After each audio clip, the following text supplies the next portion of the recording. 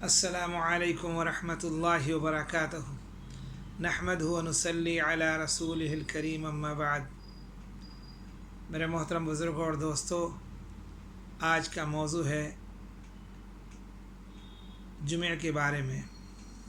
بہت غور سے سنیے اور عمل کی نیت سے سنیے۔ اللہ تعالی ہم سب کو عمل کرنے کی توفیق عطا فرمائے۔ حضرت عبداللہ بن عمرو رضی اللہ عنہما سے روایت ہے کہ نبی کریم صلی اللہ علیہ وسلم نے ارشاد فرمایا،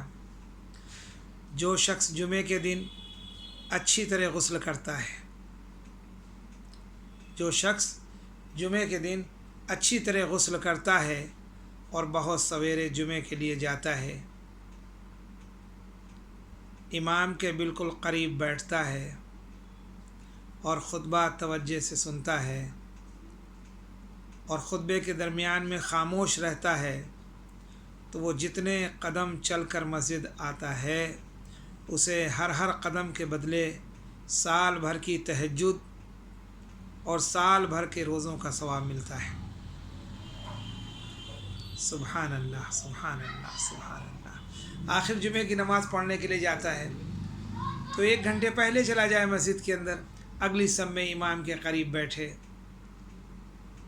تسبیحات پڑھے، سورہ کہف کی تلاوت کرے، کثرت سے درود شریف پڑھے، اور جب امام خطبے کے لیے کھڑا ہو تو خاموشی کے ساتھ خطبے کو سنے،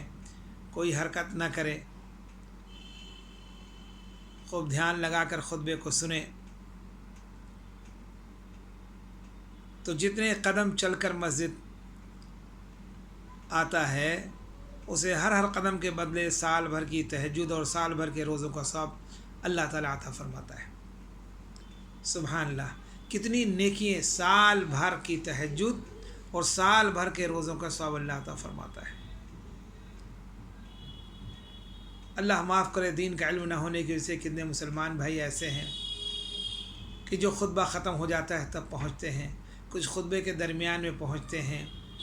اور حرکت کرتے ہیں، ادھر سے ادھر لوگوں کو پھلانگتے ہوئے جاتے ہیں اور کتنے بڑے ثواب سے محروم ہو جاتے ہیں۔ میں اپنی ماں بہنوں سے درخواست کروں گا کہ اپنے گھروں کے بچوں کو اور اپنے بھائیوں کو، اپنے شوہر کو، گھر والوں کو جلدی مسجد بھیجنے کی کوشش کیا کریں، تاکہ جو نیکی ان کو ملے، ان کے بھیجنے پر اللہ ان کو بھی نیکی عطا فرما دے، چونکہ اللہ کے خزانے میں نیکیوں کی کوئی کمی نہیں ہے۔ اللہ تعالیٰ سے دعا ہے کہ اللہ تعالیٰ ہم سب کو کہنے سننے سے زیادہ عمل کرنے کی توفیق عطا فرمائے، اللہ تعالیٰ عمل کرنے کی توفیق عطا فرمائے، اور امید ہے اللہ کی ذات اقدس سے کہ انشاءاللہ جو سنے گا اس پر عمل کرے گا اور دوسروں تک اس کو بھیجے گا، فارورڈ کرے گا، شیئر کرے گا دوسروں کے ساتھ، تاکہ یہ اللہ کے نبی صلی اللہ علیہ وسلم کی حدیث جو ہے دنیا کے تمام مسلمان مردوں اور عورتوں تک پہنچ جائے اور ان کی زندگیوں کے اندر اللہ کا دین آ جائے، اللہ راضی ہو جائے اور دنیا بھی بہتر کر دے اور مرنے کے بعد ہمیشہ ہمیشہ کی زندگی آخرت کی بھی بہتر کر دے۔ اللہ تعالیٰ جو کچھ کہا ہے اس پر عمل کرنے کی ہمیں بھی اور پوری امت مسلمہ کو عمل کرنے کی توفیق عطا فرمائے۔ وآخر دعوان الحمدللہ رب العالمین۔ السلام علیکم ورحمۃ اللہ وبرکاتہ۔